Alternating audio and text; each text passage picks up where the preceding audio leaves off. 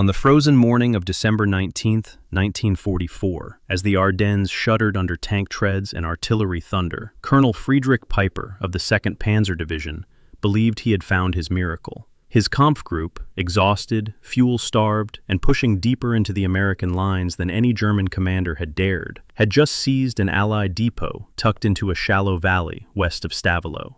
The compound was small, almost unimpressive.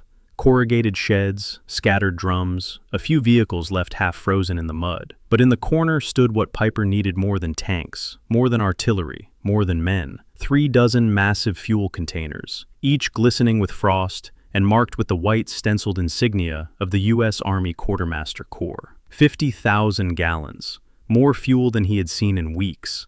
Enough, he believed, to drive straight through the Meuse and crack open the Allied front. Piper removed his gloves, placed his bare hand on a drum, and whispered something to himself. Some small oath of relief, victory, or perhaps destiny. For a moment, he allowed himself to believe that the impossible could be made possible. For a moment, it felt as if the Ardennes offensive could live again. But the moment did not last.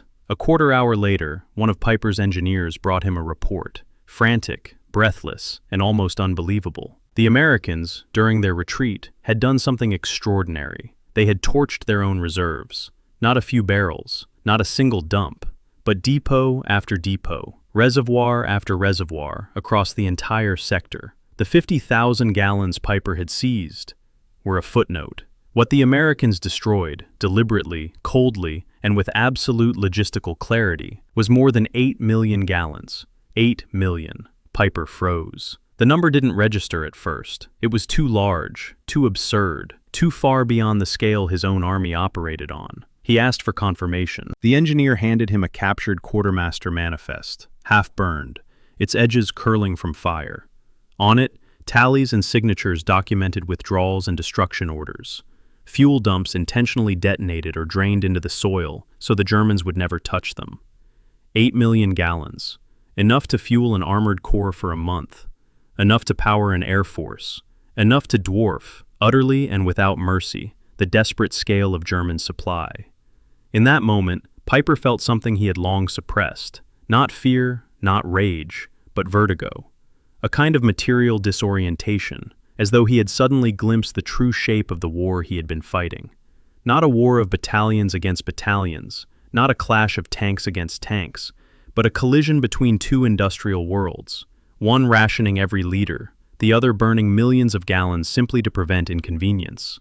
The 50,000 gallons he had celebrated now seemed absurdly small, like dipping a tin cup into a river whose flow he could barely comprehend.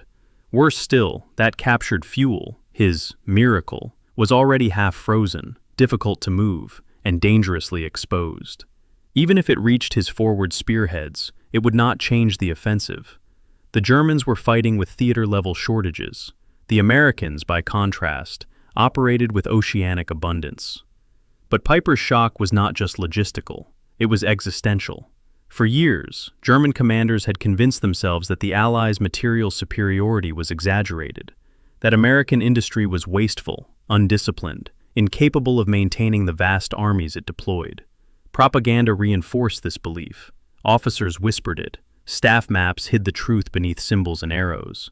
Yet here, in this small Ardennes valley, the truth became impossible to ignore. Americans could afford to destroy 8 million gallons of fuel, and not even blink. 8 million gallons wasn't their reserve. It wasn't their critical stockpile. It wasn't even their operational limit. It was simply what they could deny without slowing down. To Piper, the realization was devastating. The German war effort had become a science of shortages, recycling, rationing, siphoning fuel from wrecks, calculating routes to minimize consumption, grounding aircraft for lack of gasoline. Yet here stood the evidence of an enemy whose material capacity operated on a different plane of reality. An enemy whose logistics were so vast, so deeply systematized, that loss on this scale was trivial. As Piper stared at the manifest, the wind howled across the valley, snapping at the American flag still hanging on the fences. Snow drifted over the fuel drums like a burial shroud. Behind him, engines rumbled as panzer crews prepared to refuel from the precious few gallons he had found. But something within Piper had changed. He was a professional officer, a believer in maneuver, momentum, and decisive strikes. Yet in that moment, even he felt the undeniable weight of arithmetic. Not the arithmetic of tactics, but the arithmetic of nations. The Ardennes offensive had been designed as a lightning thrust to split the Allied lines. But lightning could not strike without fuel, and Germany no longer possessed the capacity to power such a blow. What Piper held in his hands was not the key to victory, but the symbol of defeat hidden inside captured success. 50,000 gallons captured, 8 million gallons denied, and behind that, a logistical machine capable of replacing both without hesitation. The valley grew quiet. Piper closed the manifest and handed it back to the engineer. No words of anger, no outburst, just a grim, silent acknowledgement that the war, though still raging, had already been decided in the invisible domain of supply. This is the story of that moment. The moment when one German colonel saw, with brutal clarity, that victory was no longer a matter of courage or tactics or even daring, but of fuel, steel, and the industrial depth of a nation that could burn 8 million gallons in a single retreat, and still have more than enough left to win the war. The shock Colonel Piper felt that morning in the Ardennes did not come from a single number on a captured manifest. It came from the collapse of an illusion shared not only by him, but by much of the German general staff. For years, the Reich had built its strategic planning on a profound misunderstanding of American logistics. Piper did not realize this until he held the evidence in his hands. The United States had so much fuel that it could destroy 8 million gallons just to deny it to the Germans and feel no strategic pain whatsoever. To understand why this realization struck Piper so deeply, we must first understand the worldview that shaped German expectations. The Wehrmacht's culture, particularly the Panzer Arm, was built on the belief that war was decided by maneuver, leadership, courage, and operational brilliance. Material flowed in the background, serving the needs of the front, but it was never seen as the protagonist. The Germans prided themselves on efficiency and resourcefulness. They built their identity around the idea that they could do more with less. America, in this worldview, was the opposite. A nation wealthy but soft, abundant but unfocused, wasteful, undisciplined, lacking the martial austerity that Germany fetishized. German officers respected American firepower, but dismissed its logistics as mindless excess. They believed that no army could sustain such lavish consumption indefinitely. American abundance, they reasoned, must have limits, and those limits were surely closer than American propaganda suggested. But the truth, as Piper realized in that valley west of Stavelot, was far more devastating. American logistics did not simply exceed German expectations, they rendered those expectations meaningless. The Ardennes offensive itself had been planned on a logistical fantasy. Hitler demanded a breakthrough to the Meuse, then Antwerp, using divisions already starving for fuel. Commanders raised objections. Fuel tables were reviewed, adjusted, bent, and finally ignored. Staff officers performed calculations that resembled optimism more than mathematics. They estimated that captured supplies, especially American fuel, could compensate for their own shortages. This assumption was not just optimistic. It revealed a deep misunderstanding of how the American logistical system actually worked. For German planners, fuel was an existential crisis. Every liter mattered. Every tanker truck was counted, tracked, and reassigned. Panzer units often planned operations based on fuel for 25 kilometers or fuel for 48 hours, with no guarantee of resupply. Divisions were trained to seize fuel because they had no other choice. American forces, by contrast, operated according to an entirely different philosophy. They planned for fuel in millions of gallons, not liters. They established massive forward depots, pipeline systems, tanker fleets, and storage facilities that kept tens of thousands of trucks moving along the Red Ball Express. They accounted for weather delays, road closures, and accidents. They built redundancy into every layer of supply. If a depot was threatened, they could abandon it, destroy it, and redirect fuel from another reservoir 200 miles away within days. To the Germans, this was unimaginable abundance. To the Americans, it was simply standard operating procedure. This cultural contrast explains Piper's awe when he learned that his 50,000 gallons, so precious to the Panzer spearhead, represented only 0.6% of what the Americans had just burned. What he captured was the equivalent of a single afternoon's issue for a U.S. armored division. Meanwhile, the Americans treated 8 million gallons as disposable. For Piper, the shock was not only the raw volume, but the deliberate nature of its destruction. German forces never destroyed fuel on that scale, not because they didn't want to, but because they couldn't. They never had 8 million gallons in a single operational zone. American forces not only held such quantities, they could burn them without hesitation. That level of logistical confidence revealed a truth that German officers had never fully confronted. They were fighting a nation whose industrial and logistical capacity dwarfed not only Germany's, but that of any other combatant in human history. Seen from Piper's perspective, the American system seemed almost supernatural. But its power came not from magic, but from 5 pillars of logistical philosophy that Germany had never fully understood. First, redundancy. American planners assumed that depots might fall. They assumed that roads might be cut, that weather might stall convoys, that units might overconsume fuel. Redundancy was not a luxury, it was doctrine. Every gallon had a backup source. Every depot had a reinforcement route. Every division had a reserve allotment. Americans built their logistics around the idea that setbacks were inevitable and therefore survivable. Second, standardization. German vehicles required dozens of fuel types and mixtures.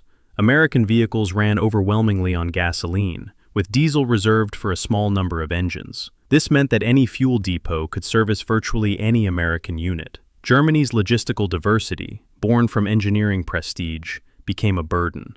America's uniformity, born from industrial pragmatism, became a strength. Third, scale.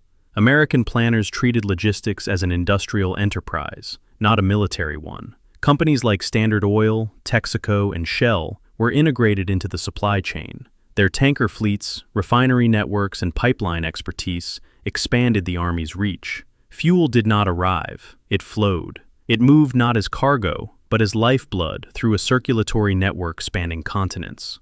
Fourth, motorization. Germany entered the war with a hybrid army, part motorized, part horse-drawn. The United States entered with a motorized Titan. The Red Ball Express alone deployed thousands of trucks, delivering fuel non-stop. Trucks delivered fuel to depots. Trucks delivered fuel from depots. Trucks fueled the trucks that delivered fuel. It was a feat of logistical recursion that no Axis planner could duplicate. Fifth, sacrifice without cost.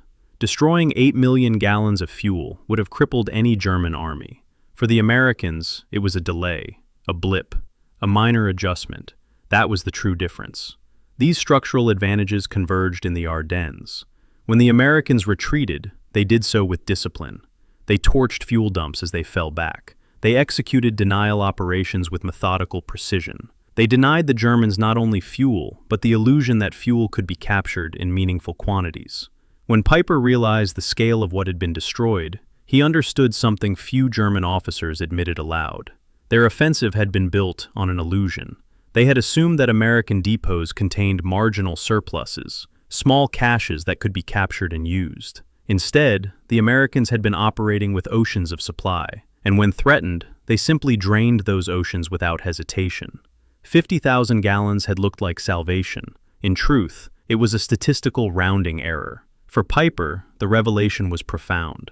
The Ardennes was not merely a battle. It was a collision between German beliefs and American reality. And in that valley west of Stavelot, surrounded by fuel drums that now felt pathetically small, one German colonel finally saw the truth. Germany had never been fighting the U.S. Army. It had been fighting American industry, and American industry had already won. When Colonel Piper stood in that captured depot, staring at a mere 50,000 gallons of American gasoline, he was not just confronting a shortage, he was confronting a completely different philosophy of war. For the Americans, fuel was not a commodity to be hoarded like treasure. It was a fluid weapon, a mobile resource, and above all, a strategic tool managed with a sophistication unmatched by any army the Germans had ever faced. To understand why the United States could burn 8 million gallons without hesitation, we must understand the American fuel worldview, a combination of industrial power, logistical engineering, and operational doctrine that transformed gasoline into the most decisive weapon of the Western Front. It is here, in the quiet arithmetic of supply lines and tanker convoys, that the true difference between the German and American approaches becomes visible. The Americans did not simply have more fuel. They structured their entire style of warfare around its abundance. For the Wehrmacht, fuel was a limitation. For the Americans, fuel was a principle. German armored doctrine prized maneuver, but maneuver was always constrained by the calendar of scarcity. How far can we go? How long can we continue? Who must stop so someone else can advance? Every German breakthrough, from France in 1940 to the opening days of Barbarossa, drove on calculations that began with scarcity. German armor was a rapier, deadly, precise, but desperately short-ranged. American doctrine, by contrast, was built on the assumption that once operational momentum began, it could continue indefinitely. Fuel was not something to be conserved. It was something to be ensured. American divisions were taught a simple rule: keep moving. Logistics existed to support that rule, not the other way around. Thus, the American army embraced a paradox. Fuel was meant to be wasted, to guarantee that the enemy could never catch his breath. To Piper, this was madness. To American planners, it was efficiency. To German eyes, the American supply system appeared to be a miracle. But it was not a miracle. It was the end of a chain that began thousands of miles away, across deserts, refineries, oceans, pipelines, and industrial zones. Consider the path of a single gallon of gasoline used at the front. Crude oil drawn from Texas, Oklahoma, or the Gulf of Mexico. Refining in giant plants like Baton Rouge or Baytown, industrial continents of steel. Shipping in convoys of massive tankers crossing the Atlantic, escorted by destroyers and corvettes. Unloading at deep-water ports in Britain and France, Cherbourg, Antwerp, Liverpool, often rebuilt under fire. Pipeline transport, including Pluto, pipeline under the ocean, delivering fuel directly from England to France. Distribution by tanker trucks, rail cars, and barges to forward depots near the front. Frontline delivery by the Red Ball Express, 24/7 convoys hammering across roads so heavily trafficked that dust clouds were visible from the air. This chain was gargantuan, flexible, and shockingly resilient. Breaking one link meant nothing. The others absorbed the strain. Germany had no equivalent chain. It had refineries, but not enough. It had tanker trucks, but not enough. It had roads, but not enough. It had oil, but almost none. By the winter of 1944, Germany's fuel system was dying. America's was thriving. One of the most startling aspects of the American fuel system was its commitment to oversupplying the army. Not meeting needs, exceeding them. A typical U.S. armored division consumed 150,000 plus gallons per day in major operations, 3,000 gallons simply to idle in freezing weather, up to 500,000 gallons during a breakthrough exploitation. American planners responded by delivering double or sometimes triple what divisions were projected to need. To German officers, this oversupply looked like waste. But the Americans understood a crucial point. The cost of running out of fuel was infinitely higher than the cost of having too much. In 1944, when Patton's Third Army temporarily halted in France, it wasn't fuel that the U.S. lacked. It was trucks capable of carrying enough fuel fast enough to keep up with his pace. The Americans didn't run out of gasoline. They merely reached the limits of their ability to move it. That difference was incomprehensible to Piper. When the Americans torched 8 million gallons during their retreat, the act was not chaotic or desperate. It was deliberate, controlled, and strategically cold. German withdrawal doctrine emphasized saving every liter. American doctrine emphasized denying every liter. Burning fuel was not a sign of panic. It was a tactic. Fuel denial served two purposes: starve the German offensive, guaranteeing that momentum died early; demonstrate logistical superiority, making any German capture irrelevant. This was psychological warfare by arithmetic. Piper felt this deeply. The thought that the Americans could burn more fuel in a day than the entire 6th Panzer Army had used in a week destabilized him. It was the moment he understood that the Ardennes offensive was not a battle between armies, but between economies, and one economy was orders of magnitude larger. The contrast between German and American fuel philosophy reveals a deeper cultural divide, one that shaped the entire conduct of the war. Germany romanticized scarcity. It saw virtue in austerity, discipline, and sacrifice. America romanticized abundance. It believed that more speed, more fuel, more trucks, meant more freedom to act. Germany celebrated the officer who could launch an attack with half a tank of fuel and a prayer. America celebrated the quartermaster who could deliver 10 times what was needed, so the officer never had to worry. This cultural contrast manifested in everything. German divisions marched, American divisions rode. German tanks parked. American tanks idled engines to stay warm. Germans counted liters, Americans counted gallons by the million. Germans stole fuel, Americans dumped it. To Piper, it felt like a different universe. The deep shock Piper experienced came from the collision between two numbers: 50,000 gallons captured versus 8 million gallons destroyed. It was not simply that the Americans had more fuel. It was that they had so much more that the German capture was meaningless. The numbers revealed the truth. What the Germans considered a victory was, to the Americans, irrelevant. What the Germans saw as salvation was, to the Americans, scrap. The Germans were fighting an enemy whose resources were not just larger, they were incomprehensibly larger. Piper realized that the war he imagined himself fighting, one of tactical brilliance, bold advances, and maneuver warfare, had been replaced by a war of logistics. And in that war, Germany never stood a chance. Colonel Piper's shock in that Ardennes fuel depot was not an isolated emotional moment. It was the crack in a larger facade, the crumbling realization that the Ardennes offensive itself had been constructed on a foundation of logistical illusion. What happened to Piper on that frozen morning reflected the deeper truth of the entire German campaign. The offensive was not defeated by American armored strength or Allied air power alone. It was destroyed by arithmetic, by gallons, tonnage, and the chasm between German ambition and German capability.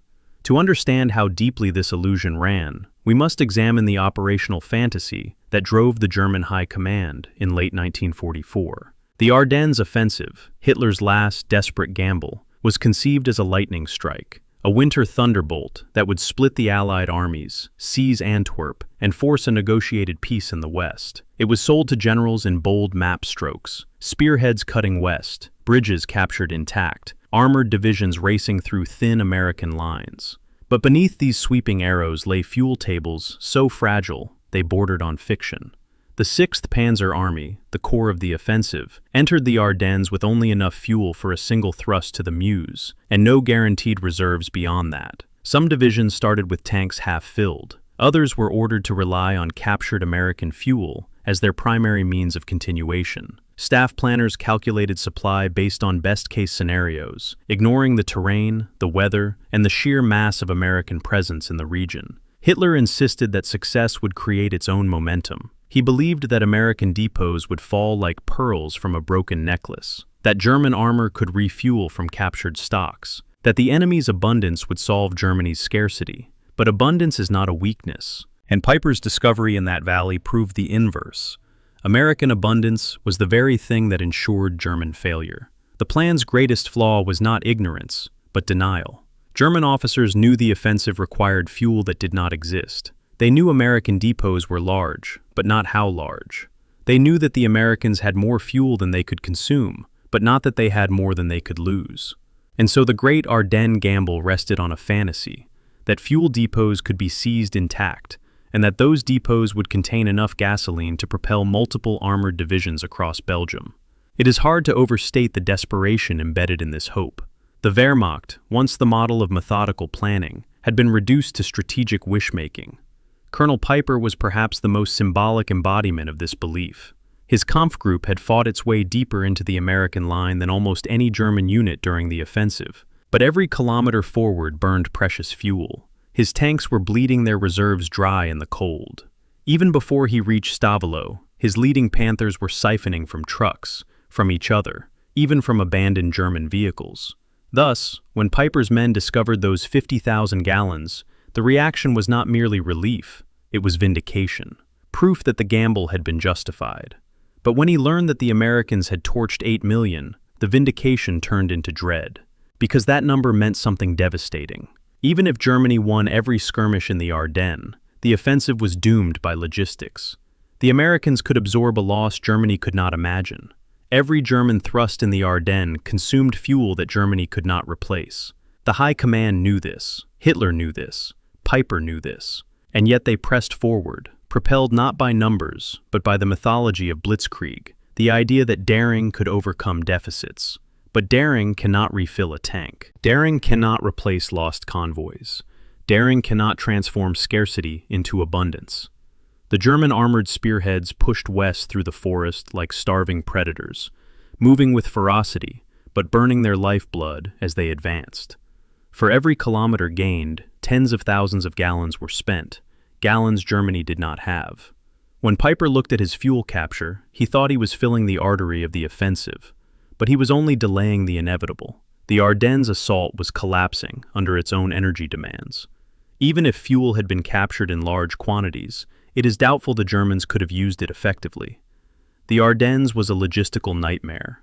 Narrow, winding roads created bottlenecks that forced armored columns to idle for hours. Tanks burned fuel doing nothing. Snow and ice increased consumption dramatically. Engines had to run constantly to avoid freezing. Steep slopes forced vehicles to shift repeatedly, draining reserves faster than planners predicted. Poor infrastructure meant that even captured fuel could not be moved efficiently without tanker trucks, vehicles Germany lacked. Meanwhile, American forces, though surprised, adapted quickly. Engineers destroyed bridges ahead of the Germans. Roadblocks choked the Panzer advance, and every delay multiplied fuel waste. By the time Piper captured his 50,000 gallons, his tanks had already consumed far more trying to reach the depot. Even complete success could not outrun the negative balance sheet. While the Germans were rationing and scraping, the Americans were redirecting. When depots were destroyed, the U.S. Army did not panic.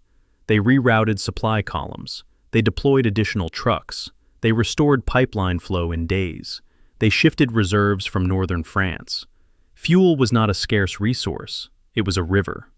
The destruction of 8 million gallons did not inconvenience the Americans. It simply redirected the flow. This was perhaps the most demoralizing part for Piper and the German High Command. Their greatest hope, captured fuel, turned out to be nothing more than droplets from a waterfall.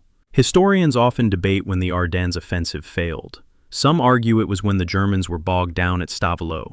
Others say when the weather cleared and Allied air power returned. Some claim it was when the spearheads failed to reach the Meuse.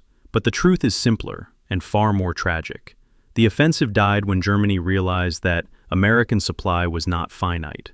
The Americans could burn 8 million gallons and still have enough to fuel Patton's Third Army, Courtney Hodges' First Army, thousands of trucks, hundreds of aircraft, an entire theater of operations. The Germans, meanwhile, were fighting over 50,000 gallons that represented a day's consumption for a single U.S. armored division. When Piper understood that, he understood the war. The final phase of the Ardennes offensive was not marked by dramatic defeat, but by slow, crushing paralysis. German tanks ran dry in the forests. Vehicles were abandoned by the hundreds. Crews walked miles to find fuel that no longer existed. Commanders issued orders they knew could not be executed. Momentum, the essence of armored warfare, vanished. Piper's Kampfgruppe, once the sharpest edge of the offensive, devolved into a fragmented cluster of vehicles stranded by the very resource the offensive had gambled upon. Some tanks were destroyed, not by enemy fire, but by lack of gasoline. Others were blown up by their own crews to avoid capture. The dream of reaching Antwerp died not in battle, but in silence. Engines shutting down for the last time in the freezing Ardennes night. And in that silence lay the truth Piper had discovered in Stavelot.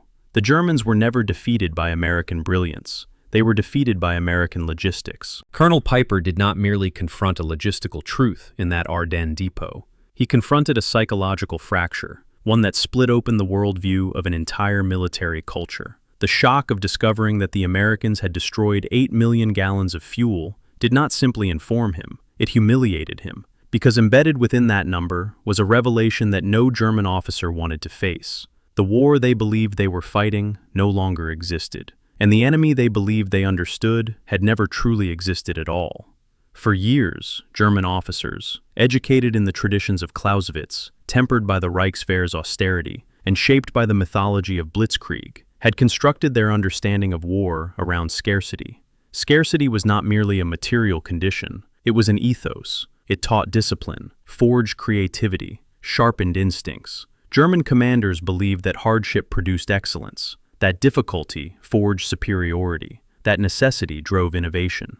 America, in this worldview, was the opposite, a nation of excess, of abundance, of industrial overindulgence. German officers mocked American equipment as oversized, inefficient, impractical. They saw American soldiers as pampered and soft. They believed American industry produced quantity without quality, volume without discipline. These assumptions did not exist on the fringes of the Reich. They were foundational. They were taught in staff colleges, preached by propagandists, whispered in officer mess halls. German leadership practiced a form of psychological insulation. If their enemy possessed more, it was because they needed more. If Americans used vast resources, it was a sign of their inherent weakness, not strength. This narrative provided comfort in a war Germany could not afford, but it also prevented understanding. And when reality arrived, brutal and undeniable, it shattered the illusion in an instant. When Piper held the American manifest, realizing that 8 million gallons had been deliberately sacrificed, his shock came not simply from the number, but from what the number represented. American warfighting was not constrained by scarcity. It was not defined by limitation. It was defined by abundance, planned, controlled, weaponized abundance. To the German mind, raised in austerity, this was incomprehensible.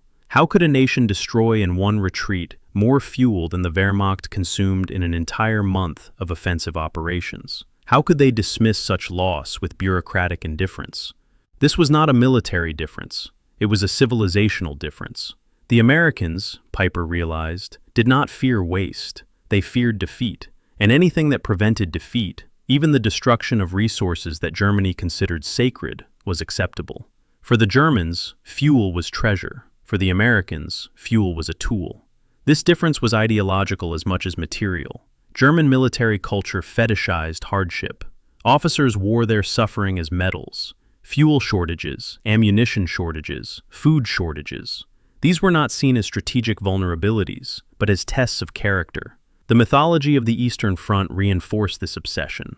German soldiers fought in mud, snow, and starvation, convinced that endurance proved superiority.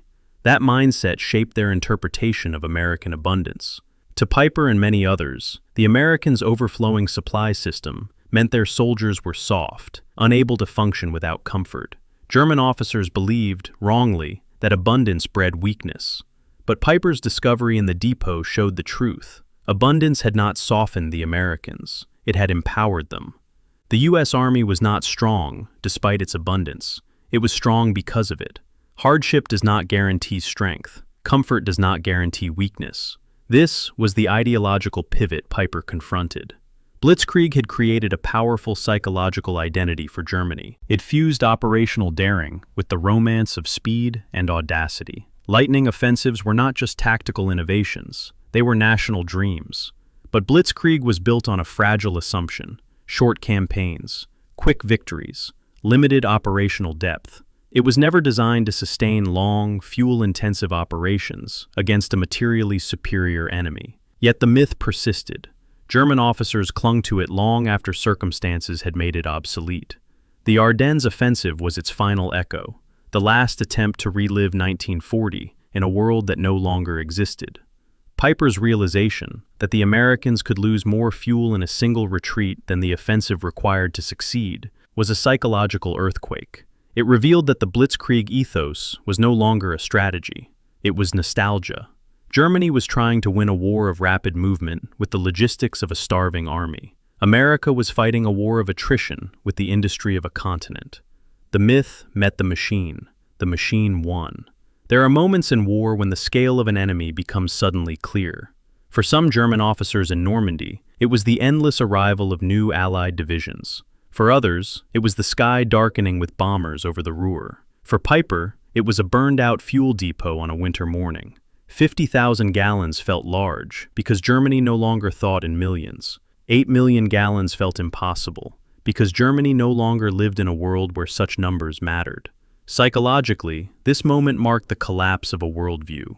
Piper was not simply seeing the size of American supply. He was seeing the collapse of German assumptions about America. He was witnessing the end of the idea that the war could be won through courage, daring, or operational brilliance alone.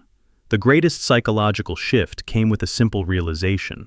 America was not an army. America was a system. A system of factories, refineries, railroads, tanker fleets, depots, pipelines, motorized convoys, organizational discipline.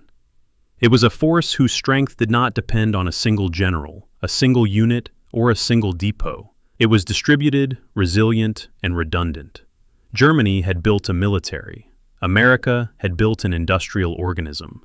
And Piper found himself staring into the heart of that organism when he realized that 8 million gallons could vanish without consequence. That was the moment when the war, psychologically, was over.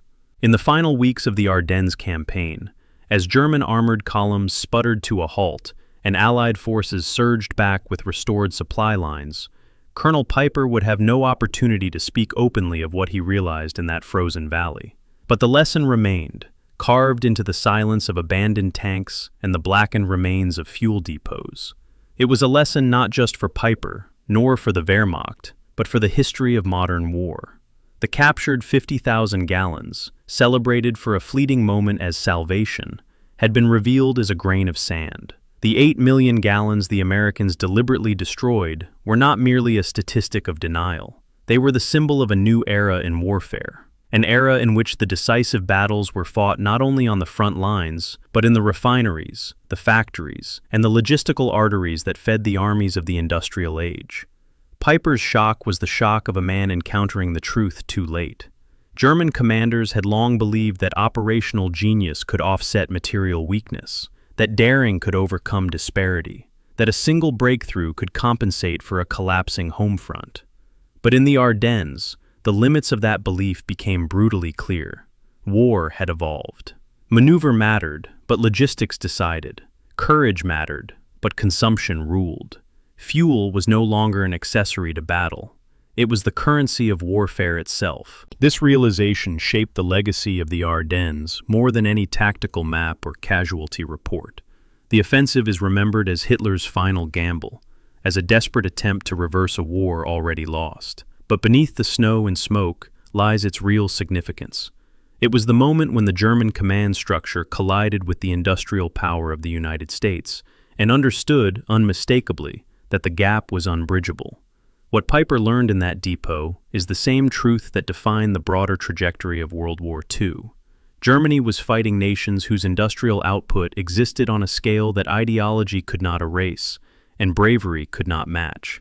The Americans could burn 8 million gallons because they had built an economy capable of replacing it before breakfast. They had built a system designed to absorb losses so vast that they would have annihilated any other army in history. And that system was the real superpower of the Allied war effort. In the post-war decades, military theorists would come to understand the Ardennes not as a failure of German courage or planning, but as a failure to grasp the material dimension of modern conflict. The offensive was doomed before it began, not because of weather or terrain, but because the Germans were fighting with the fuel reserves of a regional power against a global industrial empire. Yet the most enduring legacy is not one of despair, but of clarity. Piper's moment of realization, his confrontation with the true magnitude of American supply, stands as one of the war's most poignant reminders, that victory does not belong only to those who fight hardest, but to those who prepare deepest. It belongs to those who can mobilize, transport, sustain, and replenish. It belongs to nations whose industrial imagination is as vast as their armies. The Americans did not win the Ardennes because they were lucky. They won because they could afford to lose 8 million gallons and keep fighting as if nothing had happened. In the end, Piper's story is not the story of a colonel discovering a depot. It is the story of a continent discovering the limits of its power. And it is the story of another continent revealing the reach of its own. The war between them was not just a clash of tactics, or ideologies, or generals. It was a clash of capacities. 50,000 gallons captured, 8 million gallons destroyed, and behind those numbers, the industrial heart of a nation that reshaped the meaning of modern warfare. When Piper turned away from the burned American manifest, he carried with him the final truth of the Ardennes. Germany had gambled on fuel it did not possess, against an enemy that possessed more fuel than Germany could imagine. The war did not end in that valley, but its verdict did.